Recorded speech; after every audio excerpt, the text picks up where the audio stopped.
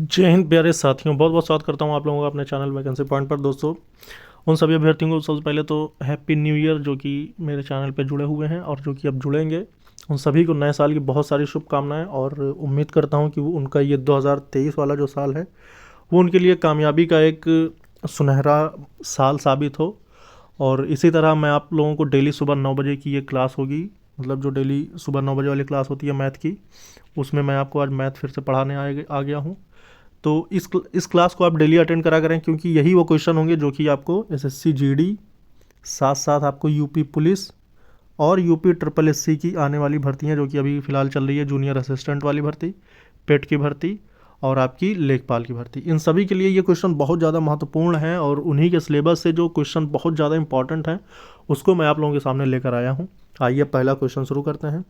एक बार और मैं कहना चाहूँगा कि जो भी अभ्यर्थी वीडियो देख रहे हैं, वीडियो को लाइक ज़रूर कर दें, क्योंकि आपकी मेहनत, मेरी मेहनत के बदौलत आपका सिर्फ एक लाइक दरकार है। तो पहला क्वेश्चन देखते हैं। बहुत आसान फंडे से मैं इन क्वेश्चंस को सॉल्व करूंगा।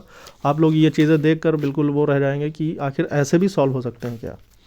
तो आइए पहले क्वेश्चन को देखेंगे। पहला क्वेश्चन है, यदि रूट 2n+2 तो इसको इसको बड़ी आसानी सॉल्व किया जा सकता है। इन दोनों की तरफ देखो, सबसे पहले तो आप इन दोनों की तरफ का स्क्वायर करें। जब आप स्क्वायर करेंगे तो आप पाएंगे कि 2n+2 इज इक्वल टू 8 8 = 64। आप ये हो जाएगा, ठीक है। अब ये जो 64 है ना, इसको भी 2 की पावर में कन्वर्ट करो, क्योंकि ये 2 की पावर में लिखा हुआ है 2n+2। जब इधर हम 2 की पावर में इसको लिखेंगे तो ये 2 की पावर हो जाएगा 6, ठीक है।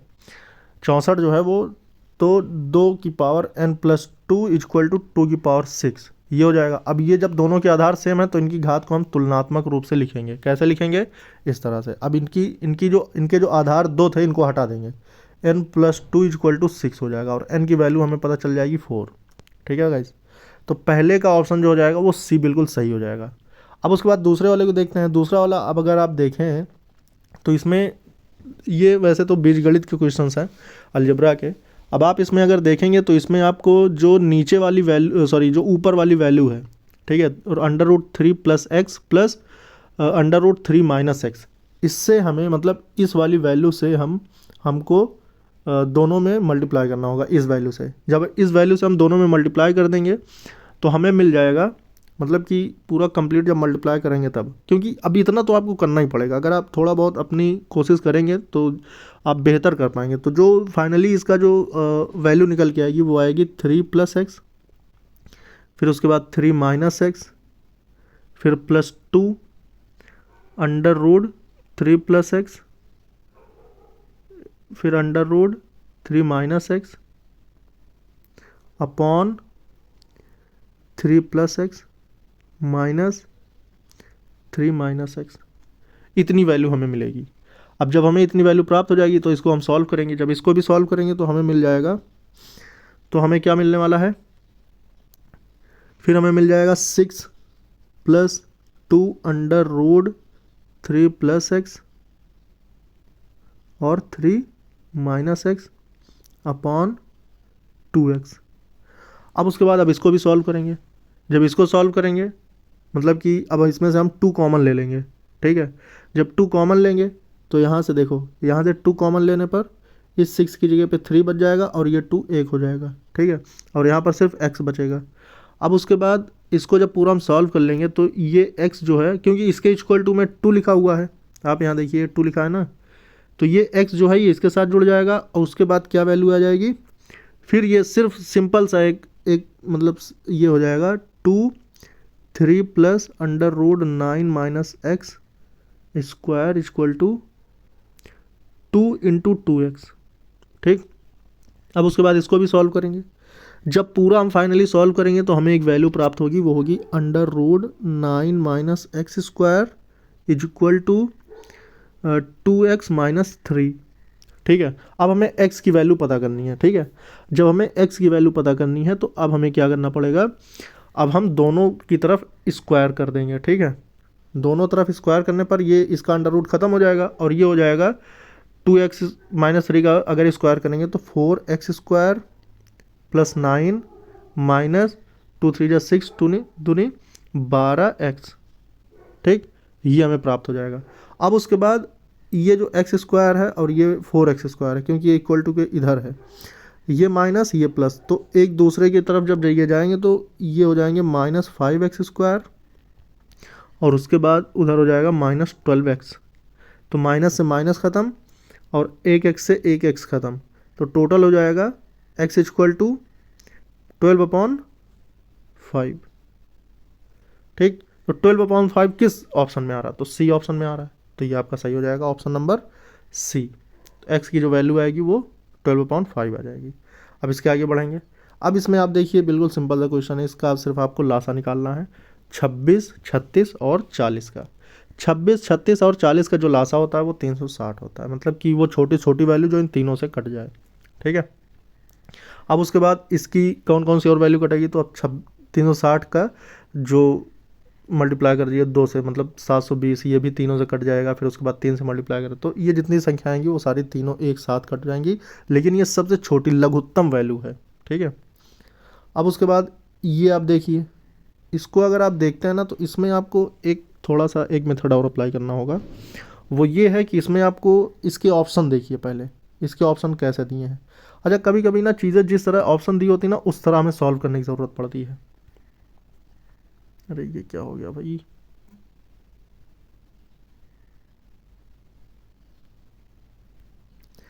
समझ रहे हैं?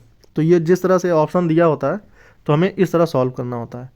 तो यहाँ पे देखिए ऑप्शन जिस तरह से दिया है, अगर हम इस तरह इसको सॉल्व करेंगे तो हम इसको लिखना पड़ेगा, हमें इसकी एक एक वैल्यू बढ़ानी पड़ेगी। जब ये एक एक वैल्यू बढ़ जाएगी तो इसका मतलब कि ये बड़ा हो जाएगा। ठीक, क्योंकि अभी तो ये बराबर है, हमें √3 की जगह 26 है तो 27 करना पड़ेगा, प्लस √3 7 की जगह 8 करना पड़ेगा, प्लस √63 की जगह 64 करना पड़ेगा। ठीक, जब ये करेंगे तो ये 3 का हो जाएगा, वो 2 का हो जाएगा, और वो 4 चौक 16 चौको 64 4 का हो जाएगा। तो 3 2 5 4 9, तो ये 9 हो जाएगा। ठीक है, क्यूब रूट ना ए इक्वल टू 9।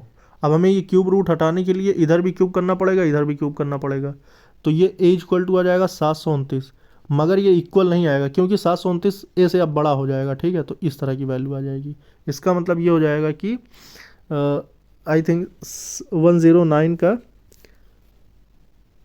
सॉरी एक मिस्टेक कर दी हमने। जब हम देखो cube root A equal to 9 आ गया। ठीक है, अब हम क्यूब रूट 9, और क्योंकि एक वैल्यू तो ये है और एक वैल्यू ये होगी कि हमको एक इससे कम करना पड़ेगा। ठीक है, मतलब कि ए जो होगा, ए की वैल्यू जो आएगी वो ना तो ये वाली आ सकती है, ना तो ये वाली, और ना ही ए के बराबर। तो इसको हमको कम से कम लिखना पड़ेगा कि ये जो है, क्योंकि ये तो हमने तब बता दिया ए ग्रेटर देन 279, ये तो तब होता जब वो एग्जैक्ट वैल्यू होती, क्योंकि वो एग्जैक्ट वैल्यू तो है नहीं, तो ये उससे कम वाली वैल्यू लिखा जाएगा, ए लेस देन 216। ठीक है, आप मेरे कहने का मतलब समझ रहे होंगे। आइए इसके आगे बढ़ेंगे। अच्छा, ये क्वेश्चन बहुत थोड़ा सा मतलब ऐसे टाइप से है कि थोड़ा ट्रिकी है। अब आप इसको देखिए, इस क्वेश्चन में कह रहा है 178 गुणे 34, उसके बाद अच्छा 178 गुणे 34 इक्वल टू 6052, और इसकी वैल्यू के बराबर हमें क्या प्राप्त होगा। तो आप इसको ऐसा लिखें, क्योंकि इस फॉर्म में हमें इसको लिखना है। ठीक, आप कहने का मेरा मतलब समझ रहे हो कि देखिए ये वैल्यू ये है, ये वैल्यू ये है, बस इसमें डेसिमल लगे हुए हैं। ठीक, और यहाँ पर डिवाइड है तो डिवाइड कैसे आएगा वो मैं बता रहा हूँ। देखिए अगर हम लिखते हैं 34, इसको यहीं लिखते हैं, और ये 6052 इधर जाएगा, तो ये इसके अपॉन में आ जाएगा 178। ठीक, तो वही वैल्यू हो गई, बस इसमें क्या है कि यहाँ पे एक ये लगा हुआ है, यहाँ पर एक ये लगा हुआ है। अब इसके लिए हमें करना ये होगा कि देखिए 6052 upon 17.8 is equal to 6052 upon 178। हम इसको कब लिख सकते हैं, इसके बराबर में इसको कब लिख सकते हैं? जब हम ऊपर से 1000 और नीचे से 10 में गुणा कर देंगे तब। ठीक है, जब हम ऐसा करेंगे तब हम इसको ऐसा लिख सकते हैं। और आपको पता है कि इसके बराबर में क्या वैल्यू है, इसके बराबर में 34 है। तो ये हो जाएगा, जब इसका हम इसमें मल्टीप्लाई कर देंगे ये और ये लग जाएगा, मतलब 0.3 अंक के बाद इसमें लग जाएंगे, इसमें 1 अंक के बाद लग जाएगा। तो हम लिख सकते हैं जो 34 होगा, इसके इक्वल टू में 34 है ना, तो 34 में हमें 0.01 से मल्टीप्लाई करना होगा, क्योंकि 1000/10 इक्वल टू होता है 0.01। हमें उतनी वैल्यू से इधर मल्टीप्लाई करना पड़ेगा। तो अगर 34 का हम इसमें मल्टीप्लाई करते हैं तो 34 बन जाए 34, और 2 अंक के बाद दशमलव है तो यहाँ पे दशमलव लग जाएगा, ठीक, मतलब 0.34 हो जाएगा बस। तो इसका बी ऑप्शन सही हो जाएगा। अब इसके आगे बढ़ेंगे। 111वां देखते हैं। सविता और करण को प्रत्येक माह इनके द्वारा बेची गई वस्तुओं के आधार पर कमीशन मिलता है। इन दोनों को सेल्स कमीशन इतना मिला है यदि सविता का कमीशन करण से 12% अधिक है। मतलब सविता है और करण है, तो सविता का कमीशन करण से 12% अधिक है। अगर करण का 100 है तो सविता का 112 है, ठीक। टोटल कितने हो गए 212, मगर 212 नहीं मिला है, कितना मिला है 56,100। अब इसको अगर हम सॉल्व करेंगे, मतलब कि अगर हमको करण का पता करना है तो करण का पता करने के लिए हमें ये करना पड़ेगा 56,100/212, और करण का कितना हिस्सा था 100। अगर सविता का पूछता तो 212 से मल्टीप्लाई करते हैं, लेकिन करण का पूछ रहा है तो 100 से मल्टीप्लाई करेंगे, सॉरी सविता का पूछता तो 112 से करते हैं। अब इसको हम सॉल्व करेंगे। जब इसको हम सॉल्व करेंगे तो हमें इसका पूरा काटने पर मिलेगा 26, इसका आ जाएगा 26,462 26, और भी कोई 2 अंक जाएगा। फिर उसके बाद इसका हम 100 में मल्टीप्लाई कर देंगे तो वो दशमलव यहाँ पे आके लग जाएगा, ठीक।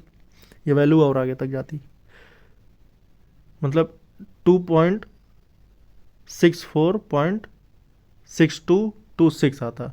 तो 100 से मल्टीप्लाई करेंगे तो 2 अंक इधर और खिसक जाएगा बस। तो हो जाएगा, ये आपका ए ऑप्शन आ जाएगा, है ना।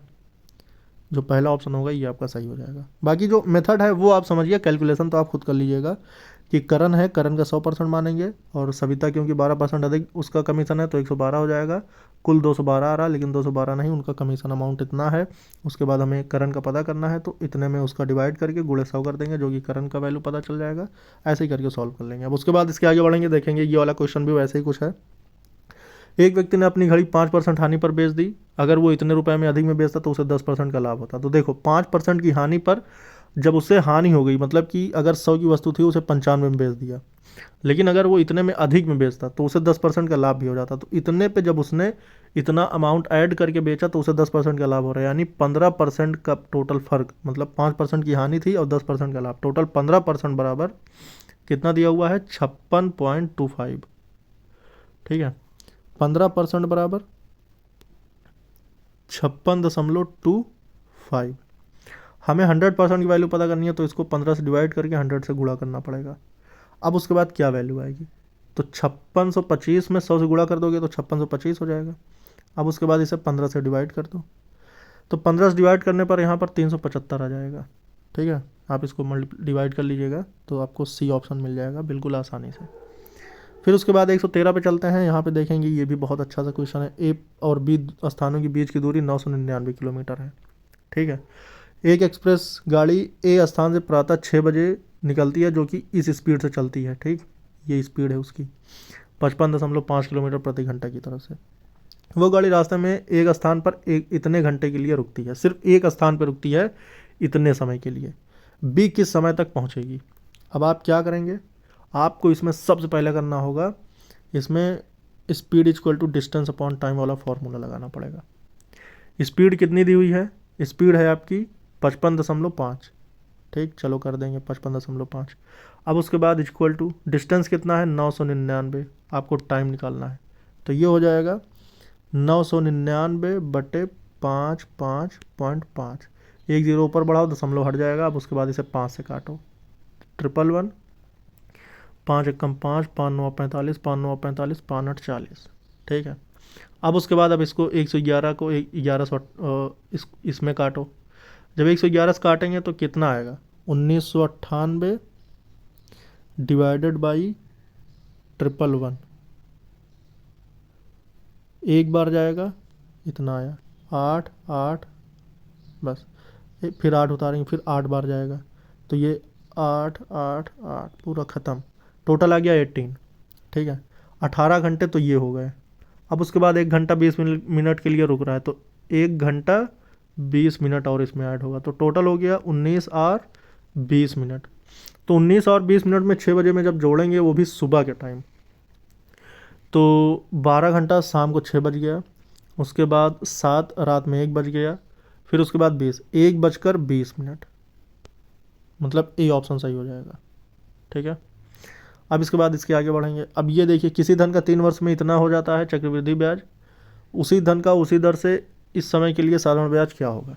114 का आंसर आप लोग को देखिए, इसमें ऑप्शन दिए हुए हैं, पहला है 100, दूसरा है 200, तीसरा है 120, चौथा है 180।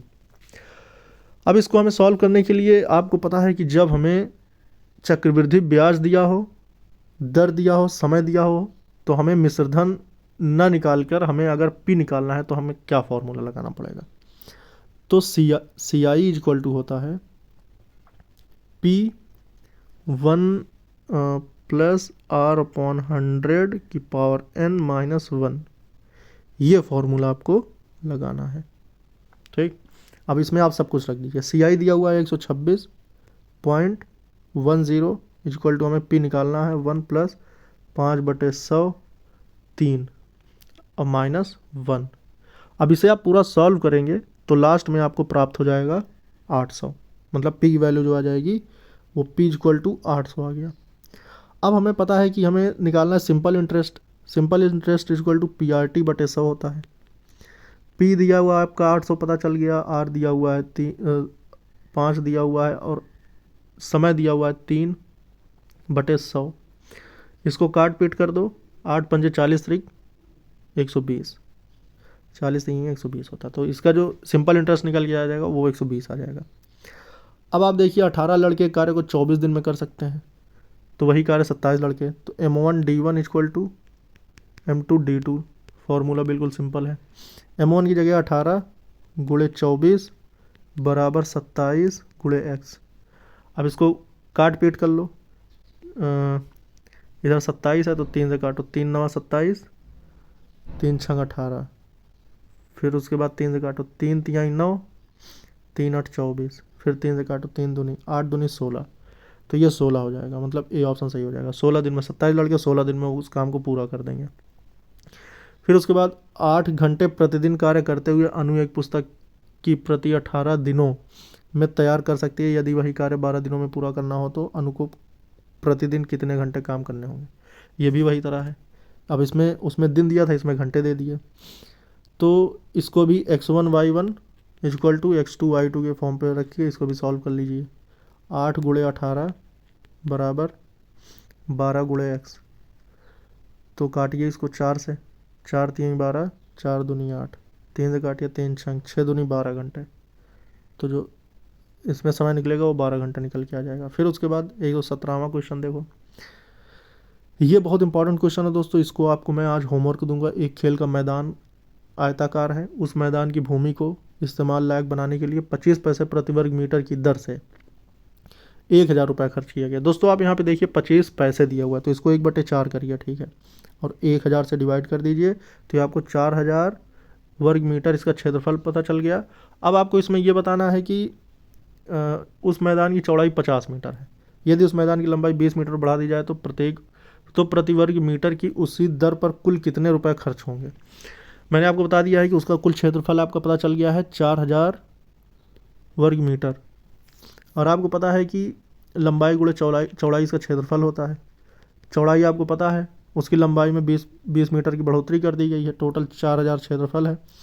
तो इसमें आपको रुपए बताने हैं, जबकि रुपए का हिसाब किताब ऐसा है कि 25 पैसे प्रति वर्ग मीटर की दर से उसमें 1000 रुपये खर्च किए गए थे। तो टोटल आपको बताना है कि अगर 20 मीटर उसकी लंबाई बढ़ा दी जाएगी तो कुल कितने खर्च होंगे। तो ये क्वेश्चन आपके लिए होमवर्क रहेगा, आप इसको होमवर्क में बताइएगा। दोस्तों अगर ये वीडियो आपको अच्छी लगी हो, ये क्लास आपको अच्छी लगी हो, अगर आपको इससे हिंट मिल रहा है तो आप लोग डेली अटेंड करें। सुबह 9 बजे की ये क्लास मैं डेली लेकर आता हूँ मैथ की, और 11 बजे अभी अपलोड करूँगा मैं हिंदी की। तो आप लोग ज़्यादा से ज़्यादा सपोर्ट करें और चैनल को सब्सक्राइब कर लें। डेली आपको ऐसी क्लास मिलने वाली है जो कि आपकी सिलेक्शन के लिए बेहद ज़्यादा ज़रूरी होगी। इस वीडियो में इतना ही दोस्तों, फिर मिलेंगे। जय हिंद, जय भारत।